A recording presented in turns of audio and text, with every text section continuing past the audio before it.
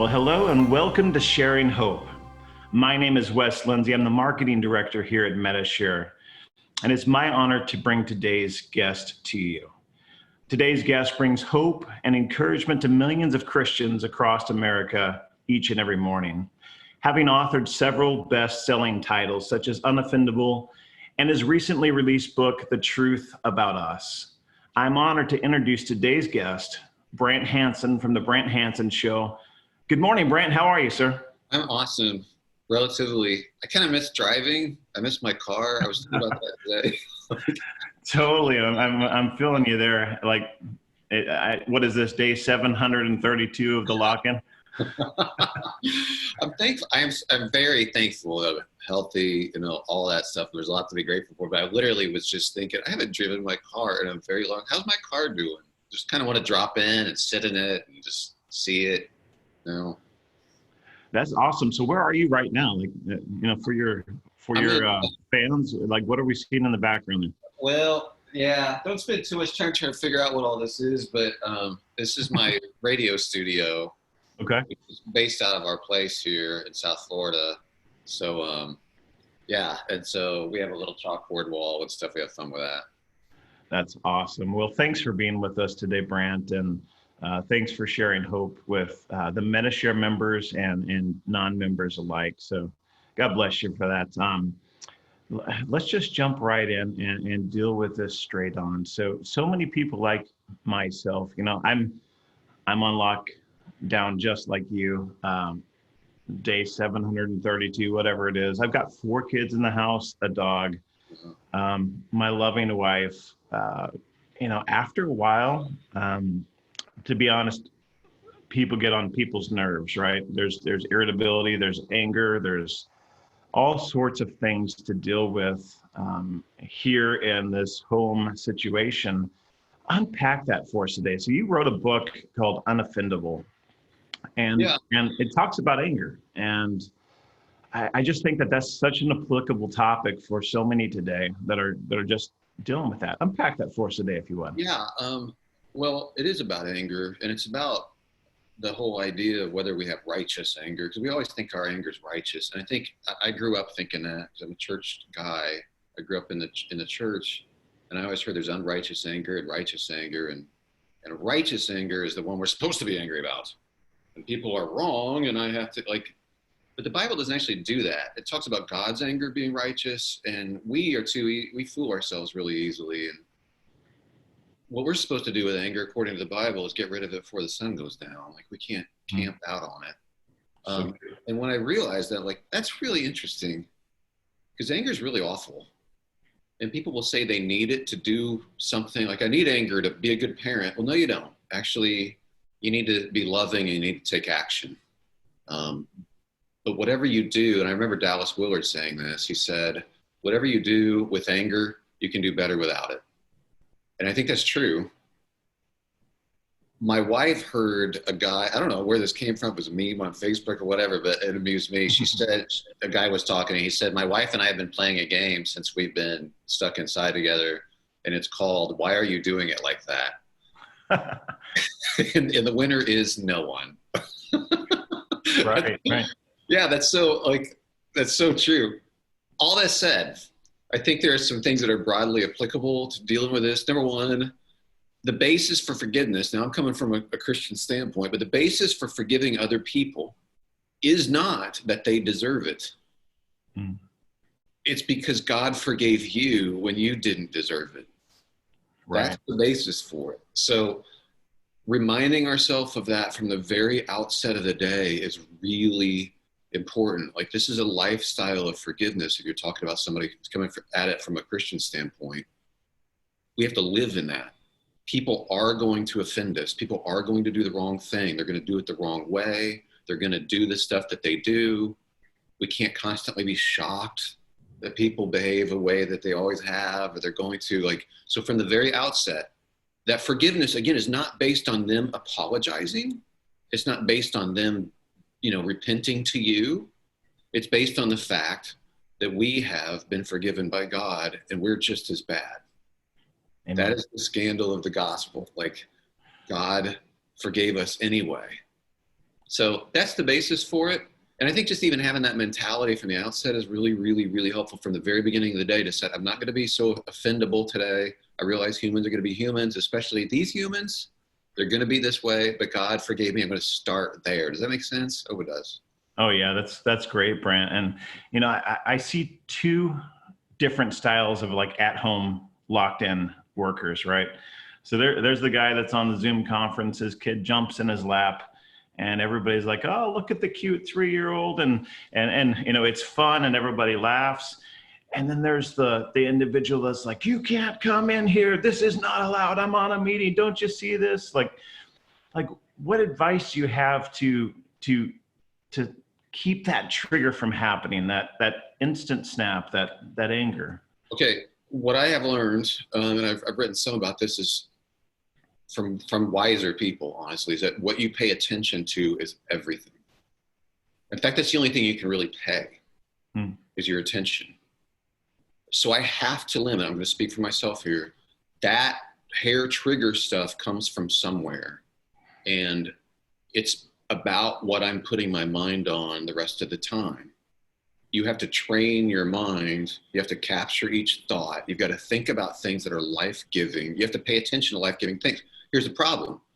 News is constant. If you don't limit if I don't limit my intake of news, I'm going to be edgy all day because it's in my head. Yeah. Also, arguments with people with whom I disagree, maybe politicians or neighbors or friends, enemies, whatever. You have these internal conversations. You can't even just take a walk without that echoing in your head about how you can win this debate, or can you believe that what this political leader did, or that one, or this governor, or this president, like whatever it is, that winds up having a toll on your family.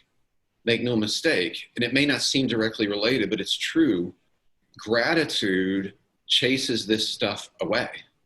So if we're putting our minds on things that we're grateful for, you can't simultaneously be grateful and angry. Yeah. Try it. It doesn't work. It's impossible.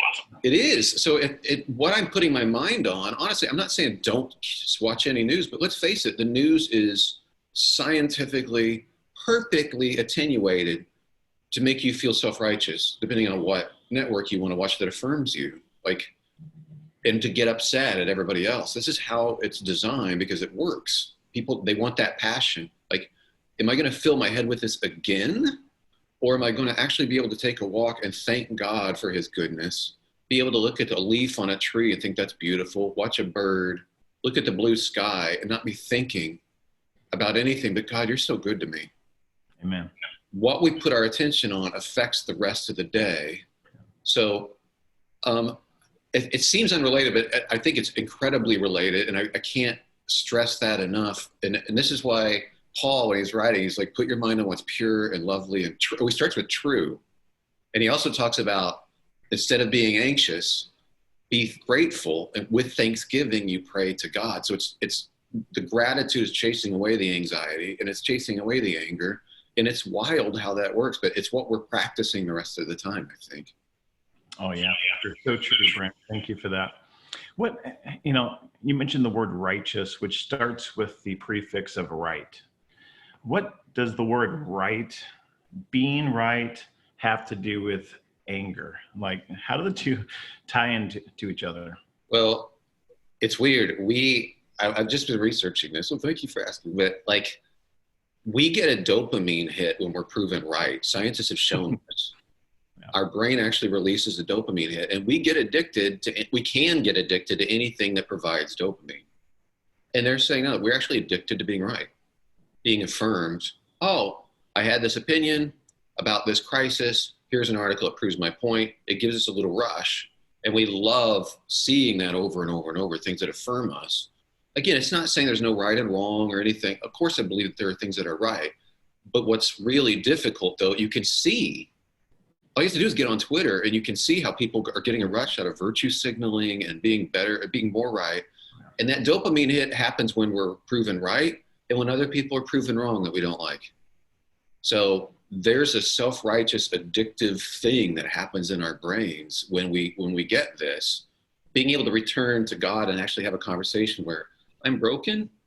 God, you've forgiven me. Let me operate out of that space.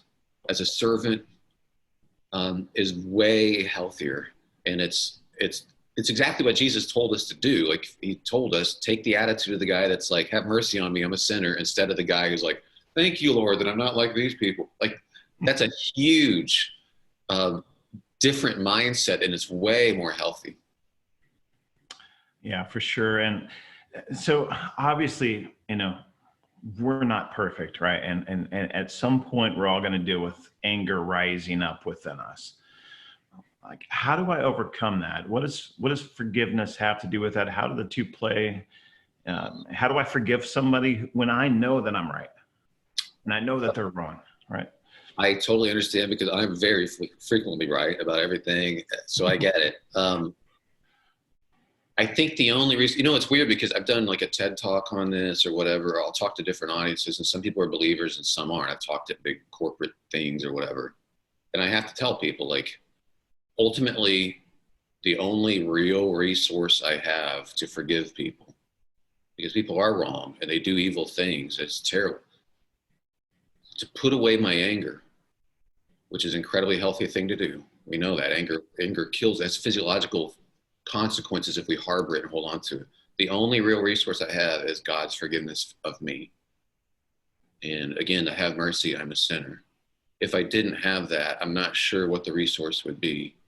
I think I would always be self-righteous. I would always give in to that, wanting to be better than everybody else, wanting to be good in my own eyes, I'd be in that race. And I don't know how, but you know what? I've met people who are victims of horrific crimes. I cited a guy in my book the most extreme, horrible, evil thing happened to him. He had a family of like 10, and they killed all of his family and tried to kill him. They buried him in a mass grave. This was in Cambodia. He emerges out at night from the grave with his family, just injured, and he survived.